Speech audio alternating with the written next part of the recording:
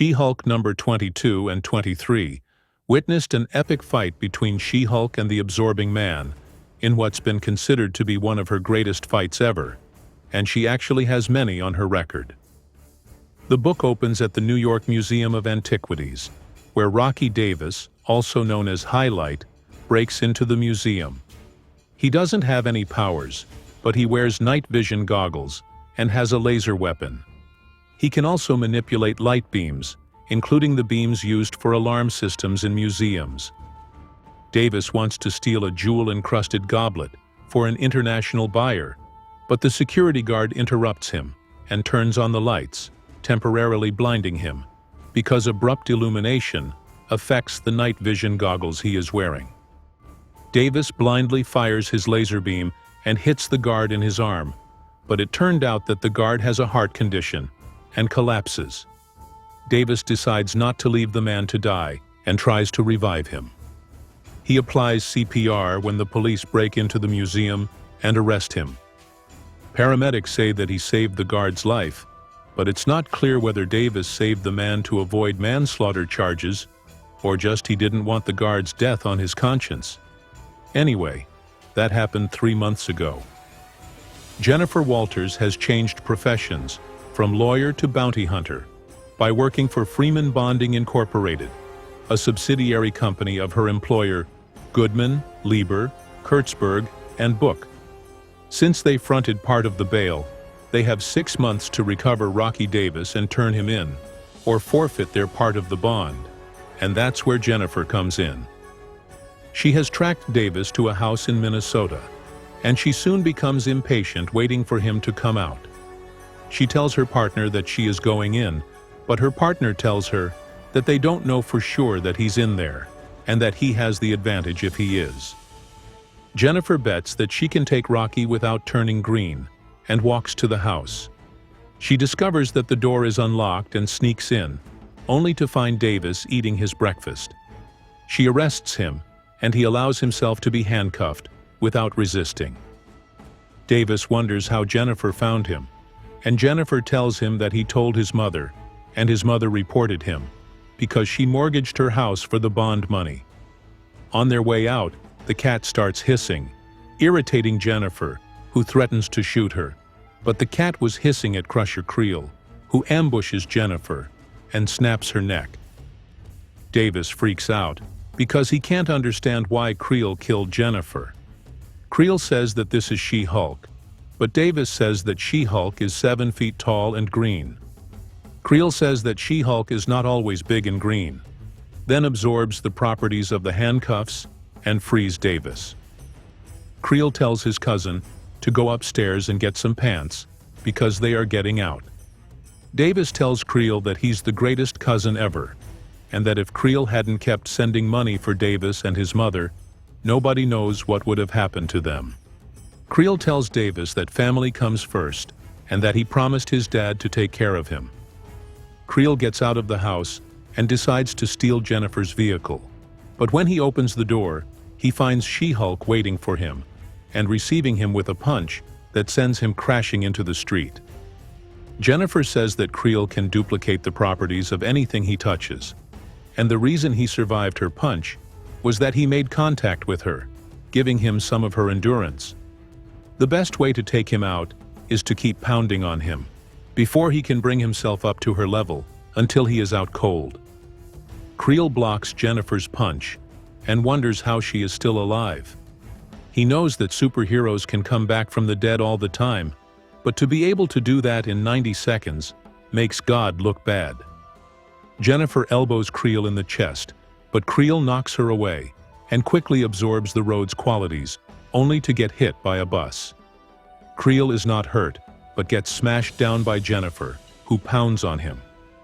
Davis watches the fight from the window and says that it's getting out of control, but he is suddenly interrupted by the woman who was posing as Jennifer. She has survived the broken neck, even though her head is still hanging loosely. Outside, Jennifer overpowers Creel and puts him in a submission hold when something gets into her ear, forcing her to let Creel go. The villain tells Jennifer that Titania got into her ear, and Jennifer remarks that Titania must have escaped from the miniaturized prison of Hank Pym. Titania hurts Jennifer bad, allowing Creel to have the upper hand. The fight takes them crashing into the Mall of America, and they land in the middle of a movie theater where the movie preview screened is a reference to the Incredible Hulk film, released in 2008. The patrons try to save Jennifer from Creel, but Jennifer can't hear what they're saying, because Titania is still messing with her inner ear.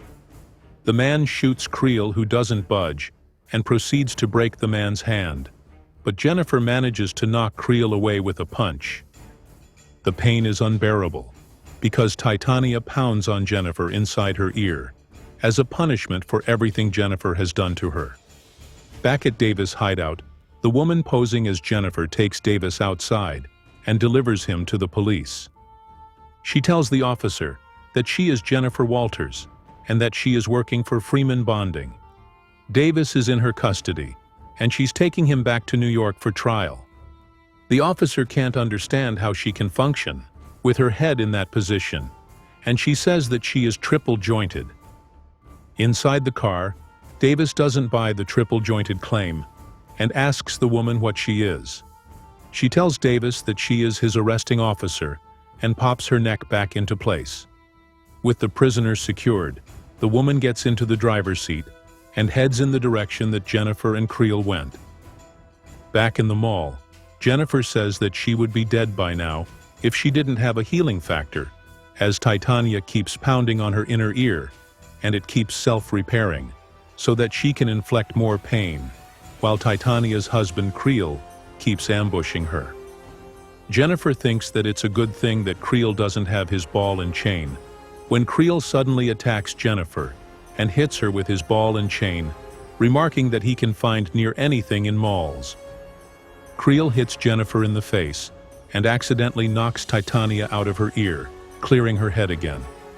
Creel attacks Jennifer and tells her that he wasn't looking for trouble, but he's glad that she showed up anyway, to punish her for the pain she caused his wife. Jennifer knocks Creel into a massive structure built of plastic blocks, telling him that he is more like a duplicating man than absorbing. Creel foolishly absorbs the properties of the blocks, allowing Jennifer to shatter him with a punch.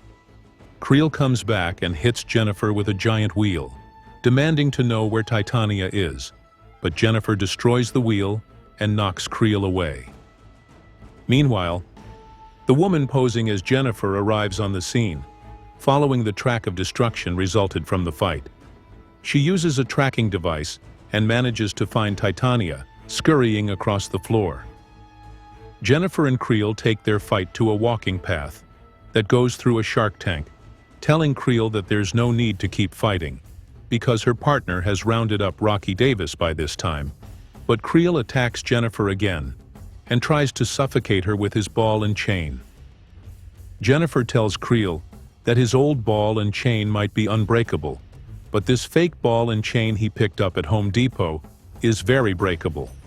Jennifer easily breaks the chain and hits Creel, who hurls the ball at Jennifer, but she knocks it away and accidentally shatters the glass of the shark tank, flooding the tunnel and dumping the sharks into it.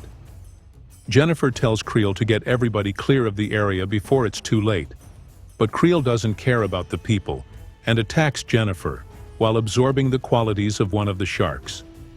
He pounds on Jennifer and tries to drown her, and that's when the woman posing as Jennifer interferes and tells Creel that she's got something he cares about.